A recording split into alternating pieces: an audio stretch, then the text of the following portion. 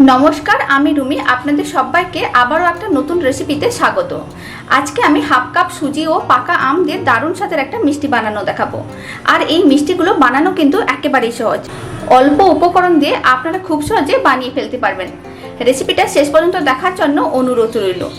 তো চলুন এবার আমি একটা মিষ্টি ভেঙে দেখাচ্ছি কেমন হয়েছে। তো চলুন দারুণ স্বাদের সুজি ও পাকা আমের মিষ্টিগুলো বানানো শুরু করা যাক। সুজি ও পাকা আমের মিষ্টিটা বানানোর জন্য এখানে আমি মেজারিং কাপের হাফ কাপ সুজি নিয়ে নিয়েছি। এখানে 100 গ্রাম সুজি আছে। এবার সুজিগুলোকে আমি মিক্সির মধ্যে নিয়ে নিয়েছি। এখন সুজিগুলোকে খুব ভালো করে গুঁড়ো করে নিতে হবে। সুজিগুলোকে খুব ভালো করে গুঁড়ো করে নিয়েছি। এইভাবে একটু পাউডারের মতন বানিয়ে নিতে হবে। এখন এক সাইডে রেখে দিতে হবে। এবার একটা পাকা আম নিয়ে নিয়েছি। প্রথমে পাকা আমের পেছনের দিকটা কেটে নিতে হবে। এবার এইভাবে সাইড বরাবর কেটে নিচ্ছি।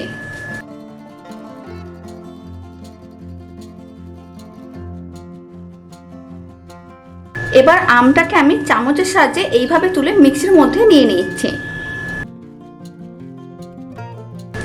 এবার এর মধ্যে দিয়ে দিচ্ছি কিছুটা পরিমাণ জল। এখন খুব ভালো করে পেস্ট করে নিতে হবে। আমের টুকরোগুলোকে খুব ভালো করে পেস্ট করে নিয়েছি। মিশ্রণটা কিন্তু একেবারে মসৃণ। এবার আমের এই পাল্পটাকে এক সাইডে রেখে দিচ্ছি। এখন একটা ফ্রাইং প্যানকে গ্যাসের ওপর বসিয়ে দিয়েছি। সুজিটাকে যে আমি গুঁড়ো করে রেখেছিলাম সেই গুঁড়ো করা সুজিটা এখন ফ্রাইং প্যানের মধ্যে দিয়ে দিচ্ছি।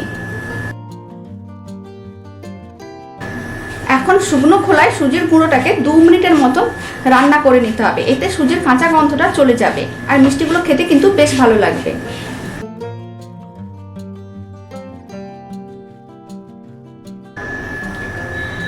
মিডিয়াম টু লো ফ্লেমে সুজির গুঁড়োটাকে আমি 2 মিনিটের মতন এইভাবে নাড়াচাড়া করে একটু রান্না করে নিয়েছি।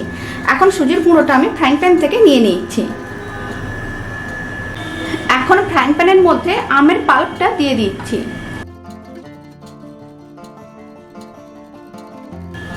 আর আমের পাল্পের মধ্যে দিয়ে দিচ্ছি 100 গ্রাম চিনি। এবার চিনিটা ভালো করে মিশিয়ে নিতে হবে আর মেল্ট হওয়ার জন্য অপেক্ষা করব।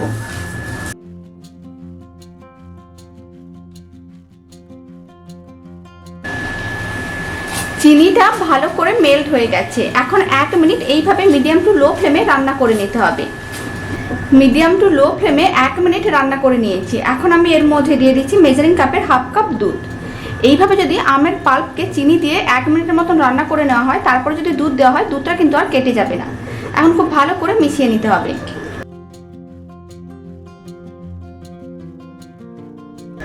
খুব ভালো করে মেশানো হয়ে গেছে। এখন ভেজে নেওয়া সুজির গুঁড়োটা অল্প অল্প করে চারিদিকে ছড়িয়ে দিচ্ছি। আর দিয়ে দিচ্ছি 4 চামচ নারকেলের গুঁড়ো। নারকেলের গুঁড়োগুলো কিন্তু আপনারা যে কোনো দোকানে খুব সহজে পেয়ে যাবেন, যে কোনো সুপার মার্কেটে। এখন খুব ভালো করে মিশিয়ে নিতে হবে। আর ফ্রেশ নারকেল থাকলেও আপনারা সেটাকে গ্রেট করে দিতে পারেন। ফ্লেমটা কিন্তু এই সময় মিডিয়াম টু লোতে রাখতে হবে।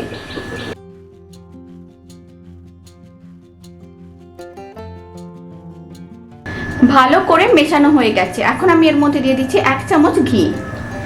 এবার ঘিটাও একসঙ্গে খুব ভালো করে মিশিয়ে নিতে হবে। এখন কন্টিনিউ নাড়াচাড়া করে মিশ্রণটাকে ঘন করে নিতে হবে। একটা ডোয়ের মতন বানিয়ে নিতে হবে। মিশ্রণটাকে কন্টিনিউ নাড়াচাড়া করে এইভাবে একটা ডোয়ের মতন বানিয়ে নিয়েছি। আমি এখানে নারকেলের গুঁড়ো দিয়েছি, আপনারা চাইলে এখানে গুঁড়ো দুধও দিতে পারেন। এবার এই ডোটাকে আমি একটা প্লেটে নামিয়ে নিচ্ছি। এবার ডোটাকে চারিদিকে ছড়িয়ে দিচ্ছি যাতে তাড়াতাড়ি ঠান্ডা হয়ে যায়।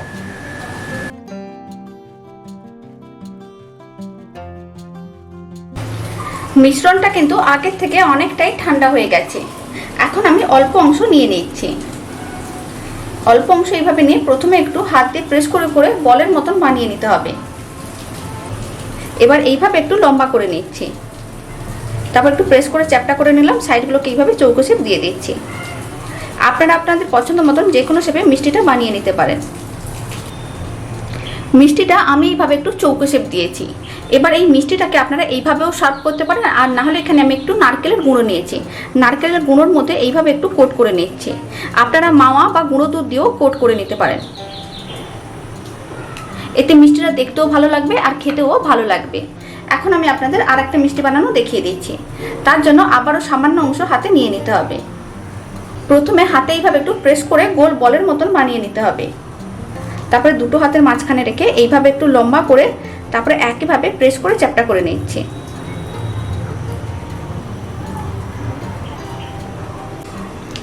একইভাবে সমস্ত মিষ্টিগুলো রেডি করে নিতে হবে। এখন এই মিষ্টিটাকেও একইভাবে নারকেলের গুঁড়োর মধ্যে কোট করে নিচ্ছি।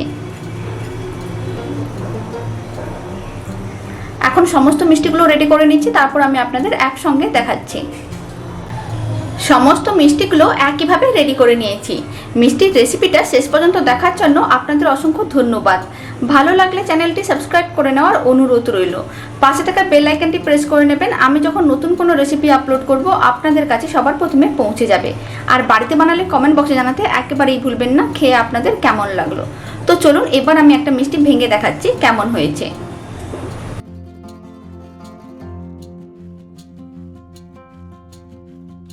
তো চলুন ভিডিওটা আমি এখানেই শেষ করছি। আপনারা সবাই ভালো থাকবেন, সুস্থ থাকবেন। আপনাদের সঙ্গে আবার নতুন রেসিপি নিয়ে দেখা হচ্ছে।